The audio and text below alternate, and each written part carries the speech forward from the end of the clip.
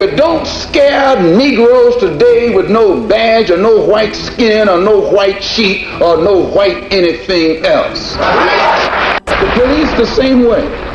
They put their club upside your head and then turn around and accuse you of attacking them. Every case of police brutality against a Negro follows the same pattern.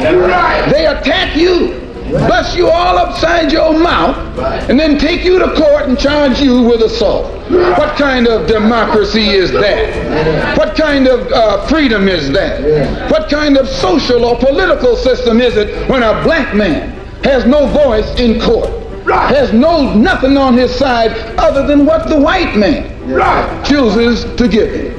My brothers and sisters, we have to put a stop to this, and it will never be stopped until we stop it ourselves. Imagine a voice so powerful, it shook the foundations of an entire nation. A voice that spoke truth to power and ignited a fire of resistance that still burns today. Malcolm X was more than just a civil rights leader. He was a prophet, a poet, and a warrior for justice. Through his speeches, we experience the raw emotion, the unflinching honesty, and the unwavering commitment to freedom that defined his life's work. Let's journey through Malcolm X's most powerful speeches and discover the man behind the message. But first, Malcolm X's journey began in Omaha, Nebraska, where he was born Malcolm Little. His early life was characterized by tragedy and turmoil, with his father's murder and his mother's institutionalization.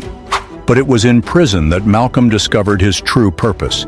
He consumed books from the prison library and converted to the Nation of Islam. Under the guidance of Elijah Muhammad, Malcolm found his voice and his mission. As he spoke to crowds of thousands, his message of black pride and self-empowerment electrified a generation.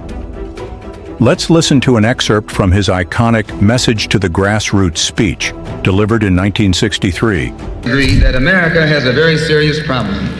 Not only does America have a very serious problem, but our people have a very serious problem. America's problem is us.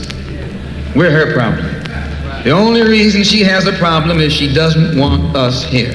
And every time you look at yourself, be you black, brown, red, or yellow, a so-called Negro, you represent a person who poses such a serious problem for America because you're not wanted. Once you face this as a fact, then you can start plotting a course that will make you appear intelligent instead of unintelligent. What you and I need to do is learn to forget our differences.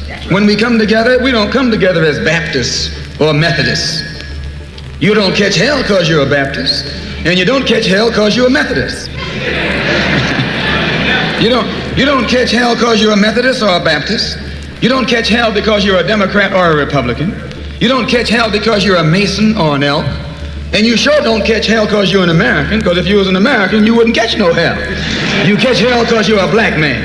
You catch hell, all of us catch hell for the same reason. So we are all black people, so-called Negroes, second-class citizens, ex-slaves. You are nothing but an ex-slave. You don't like to be told that. But what else are you? You are ex-slave. You didn't come here on the Mayflower.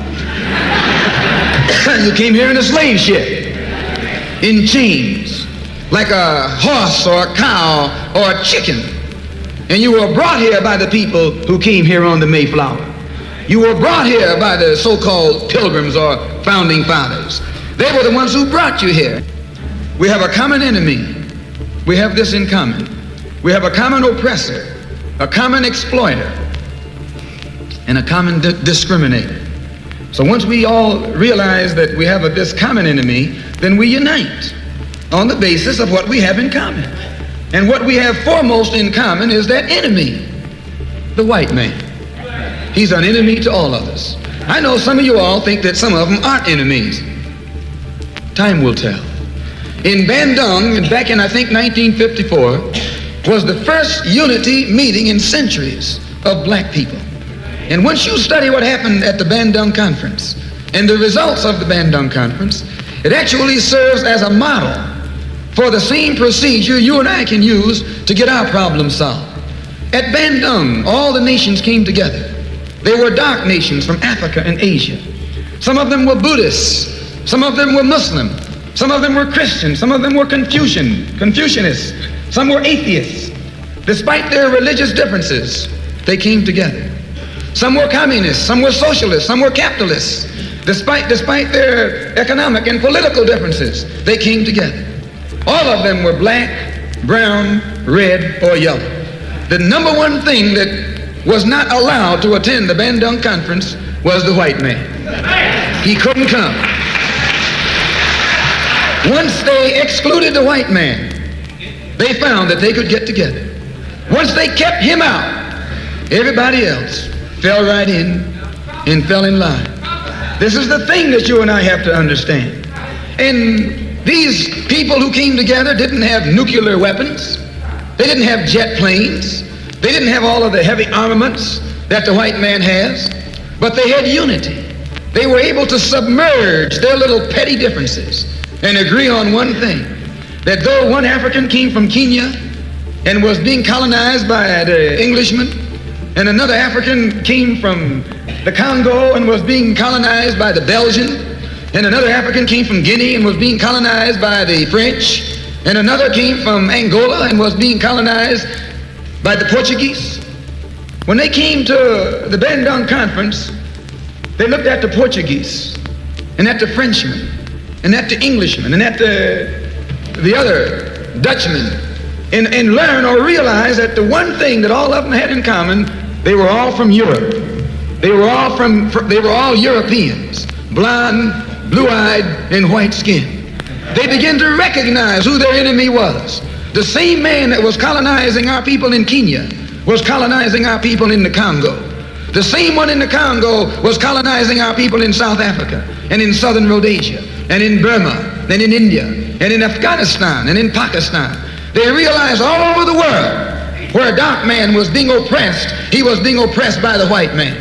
Where the dark man was being exploited, he was being exploited by the white man. So they got together under this basis, that they had a common enemy. And when you and I here in Detroit and in Michigan and in America, who have been awakened today, look around us, we too realize here in America, we all have a common enemy. Whether he's in Georgia or Michigan, whether he's in California or New York, he's the same man. Blue eyes and blonde hair and pale skin. Same man.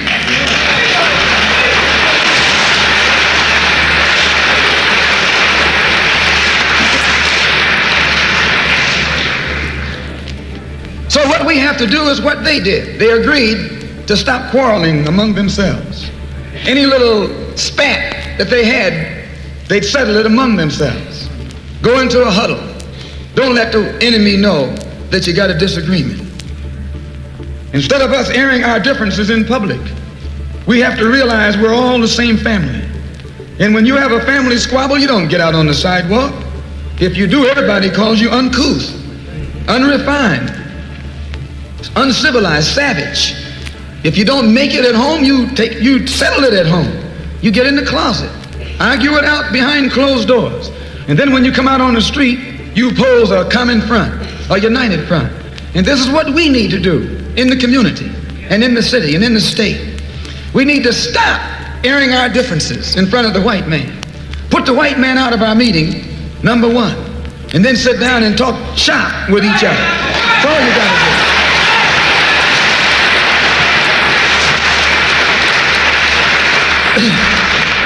I would like to make a few comments concerning the difference between the Black Revolution and the Negro Revolution. There's a difference. Are they both the same? And if they're not, what is the difference? What is the difference between a Black Revolution and a Negro Revolution? First, what is a revolution? Sometimes I'm inclined to believe that many of our people are using this word revolution loosely, without taking careful consideration what this word actually means and what its historic characteristics are. When you study the historic nature of revolutions, the motive of a revolution, the objective of a revolution and the result of a revolution and the methods used in a revolution, you may change words. You may devise another program. You may change your goal and you may change your mind. In 1964, it was a time for change, the ballot or the bullet. It was a choice that couldn't be ignored. For too long, Black Americans have been stripped of their voting rights, and their voices have been silenced. But they refused to remain silent anymore. They'll use the ballot, and if that doesn't work, they'll use the bullet. It was time for the black man to take a stand and fight for their rights. The future was in our hands and in their ability to make a decision. And they didn't back down. Mr. Moderator, Reverend Cleave, and Milt,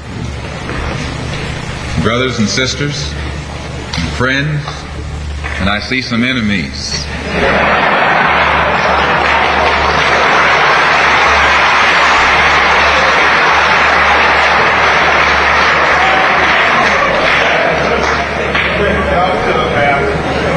In fact, I think we'd be fooling ourselves if we had an audience this large and didn't realize that there were some enemies present. This afternoon, we want to talk about the ballot or the bullet. The ballot or the bullet explains itself. But before we get into it, since this is the year of the ballot or the bullet, I would like to clarify some things that refer to me personally concerning my own personal position. I'm still a Muslim. That is, my religion is still Islam.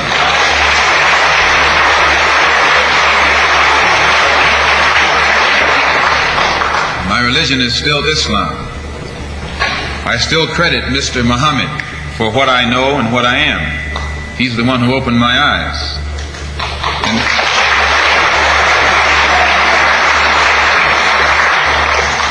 At present, I'm the minister of the newly founded Muslim Mosque Incorporated, which has its offices in the Teresa Hotel right in the heart of Harlem. That's the Black Belt in New York City.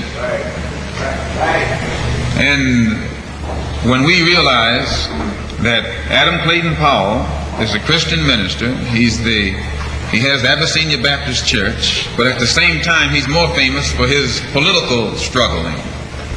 And Dr. King is a Christian minister from Atlanta, Georgia, or in Atlanta, Georgia, but he's become more famous for being involved in the civil rights struggle. There's another in New York, Reverend Galamison. I don't know if you've heard of him out here. He's a Christian minister from Brooklyn, but has become famous for his fight against the segregated school system in Brooklyn. Reverend Cleave, right here, is a Christian minister here in Detroit. He's the head of the Freedom Now Party. All of these are Christian ministers.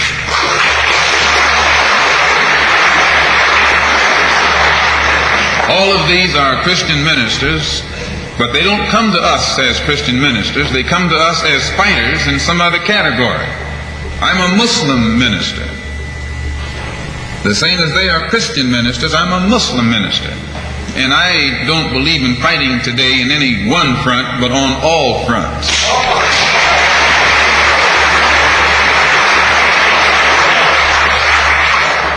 In fact, I'm a black nationalist freedom fighter.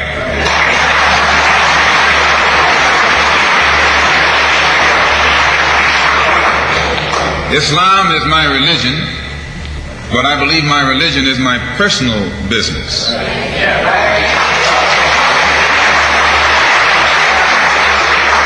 It governs my personal life, my personal morals.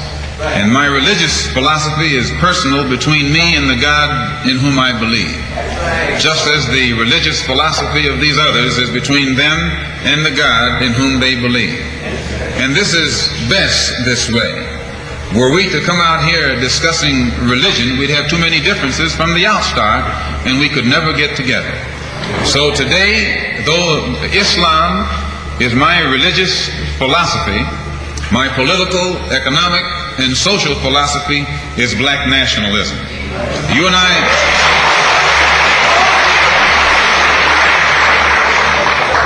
As I say, if we bring up religion, we'll have differences, we'll have arguments, we'll never be able to get together.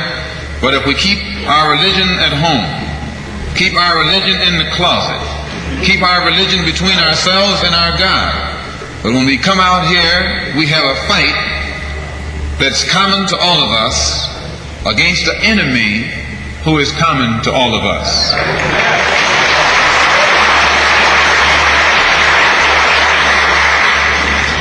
The political philosophy of black nationalism only means that the black man should control the politics and the politicians in his own community. The time when white people can come in our community and get us to vote for them so that they can be our political leaders and tell us what to do and what not to do is long gone.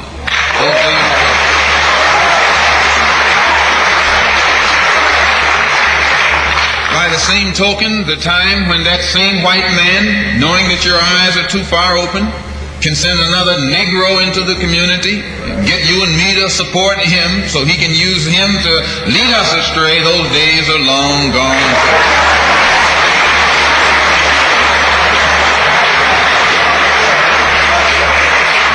The political philosophy of black nationalism only means that if you and I are going to live in a black community, and that's where we're going to live, because as soon as you move into one of their, as soon as you move out of the black community into their community, it's mixed for a period of time, but they are gone, and you're right there all by yourself.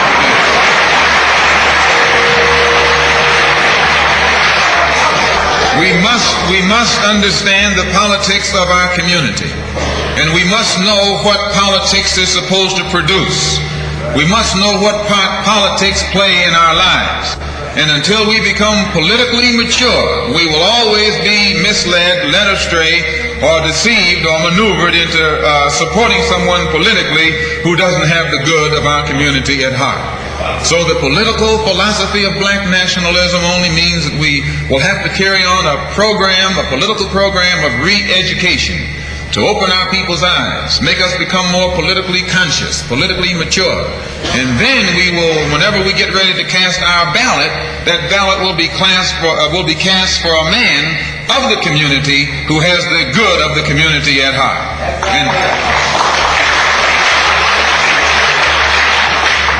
The economic philosophy of black nationalism only means that we should own and operate and control the economy of our community. You would never find, you can't open up a black store in a white community. White man won't even patronize you. And he's not wrong. He got sense enough to look out for himself. And you who don't have sense enough to look out for yourself.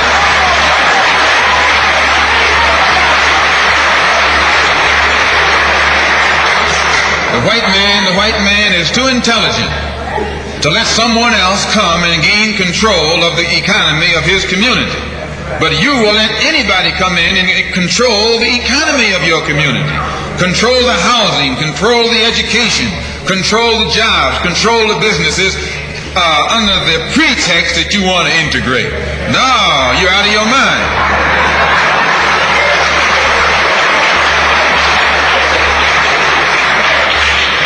The economic philosophy of black nationalism only means that we have to become involved in a program of re-education to educate our people into the importance of knowing that when you spend your dollar out of the community in which you live, the community in which you spend your money becomes richer and richer.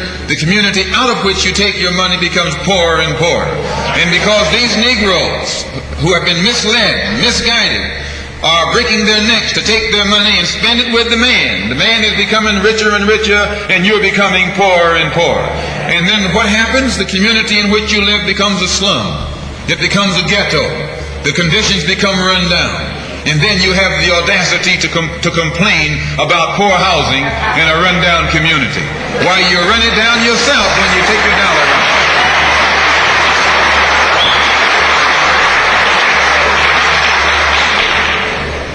And you and I are in a double trap, because not only do we lose by taking our money someplace else and spending it, when we try and spend it in our own community, we're trapped because we haven't had sense enough to set up stores and control the businesses of our community. The man who's controlling the stores in our community is a man who doesn't look like we do. He's a man who doesn't even live in the community. So you and I, even when we try and spend our money in the block where we live or the area where we live, we're spending it with a man who, when the sun goes down, takes that basket full of money in another part of the town.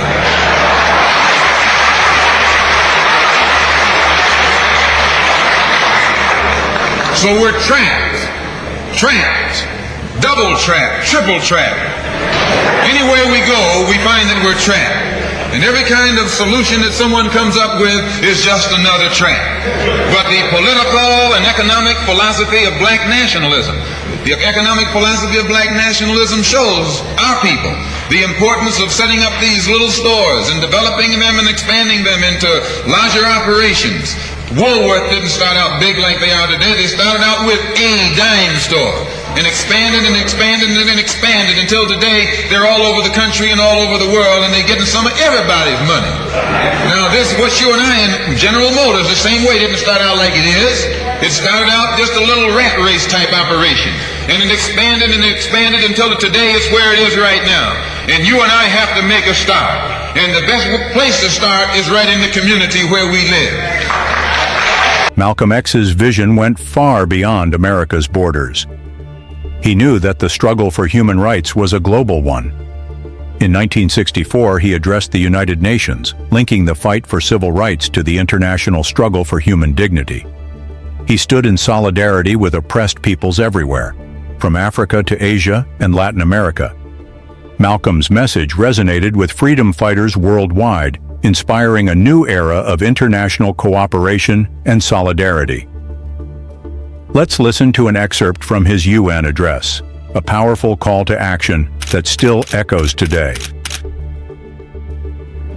Malcolm, what is your purpose here? Well, my purpose here is to remind the African heads of state that there are 22 million of us in America who are also of African descent, and to remind them also that we are the victims of America's colonialism or American imperialism, and that our problem is not an American problem, it's a human problem. It's not a Negro problem, it's a problem of humanity. It's not a problem of civil rights, but a problem of human rights.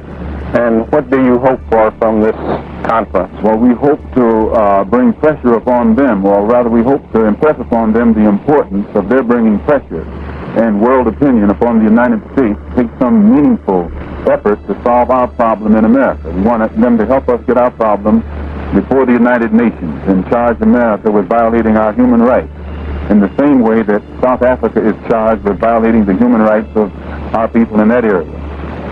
And what sort of reaction have you been getting from the African leaders? Well, I've gotten a good reaction, a very sympathetic reaction, and an understanding reaction. Many of them have been misinformed by the American government into thinking that black people in America don't identify with Africa, and therefore they've restrained themselves from voicing their interest in our problem. But I've impressed upon them that our problem is their problem, as well as their problems are our problems.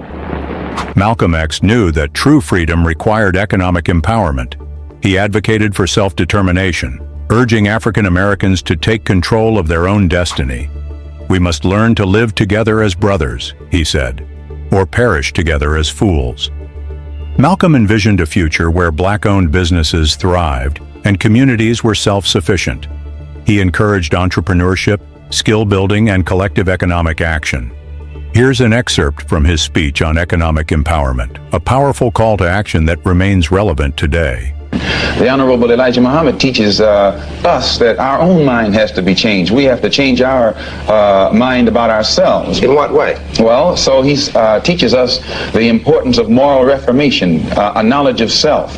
And for instance, the average so-called Negro, he doesn't think that he can go into business and provide jobs for himself. And because of this, he thinks that he can only get a job from the white man, or he can only get clothes from the white man, or he can only get food from the white man. And we who follow follow the Honorable Elijah Muhammad are taught that the same thing that the white man has done for himself and his kind, if our people could if we could be cured of our slave mentality that was indoctrinated into us during slavery, we would realize that just as the white man can do these things for himself and his kind, we can get together in unity and harmony and do the same thing for ourselves and our kind. The economic philosophy of black nationalism only means that we should own and operate and control the economy of our community. You would never find, you can't open up a black store in a white community. White man won't even patronize you. And he's not wrong. He got sense enough to look out for himself. And you who don't have sense enough to look out for yourself.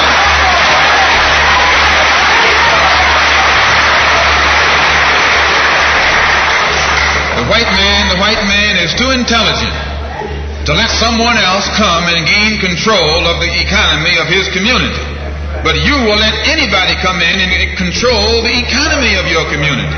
Control the housing, control the education, control the jobs, control the businesses under the pretext that you want to integrate. No, you're out of your mind.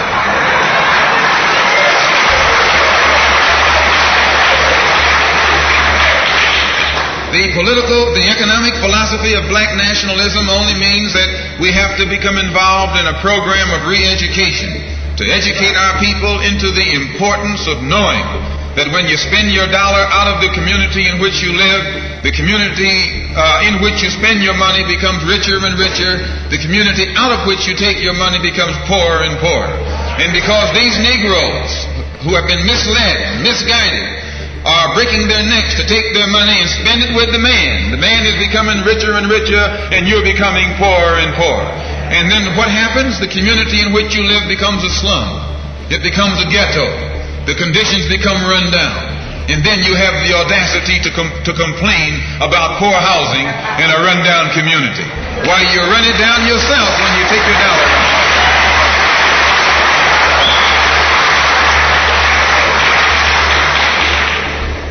And you and I are in a double trap, because not only do we lose by taking our money someplace else and spending it, when we try and spend it in our own community, we're trapped because we haven't had sense enough to set up stores and control the businesses of our community. The man who's controlling the stores in our community is a man who doesn't look like we do. He's a man who doesn't even live in the community. So you and I, even when we try and spend our money in the block where we live or the area where we live, we're spending it with a man who, when the sun goes down, takes that basket full of money in another part of the town.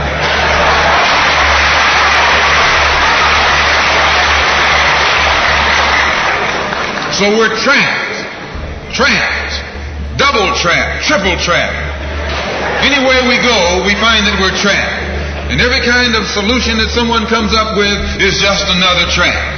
But the political and economic philosophy of black nationalism, the economic philosophy of black nationalism shows our people the importance of setting up these little stores and developing them and expanding them into larger operations.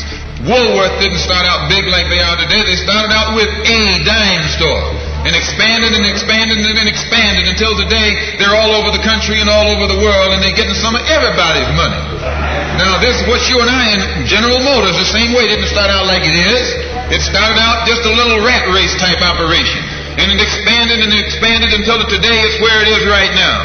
And you and I have to make a start, and the best place to start is right in the community where we live.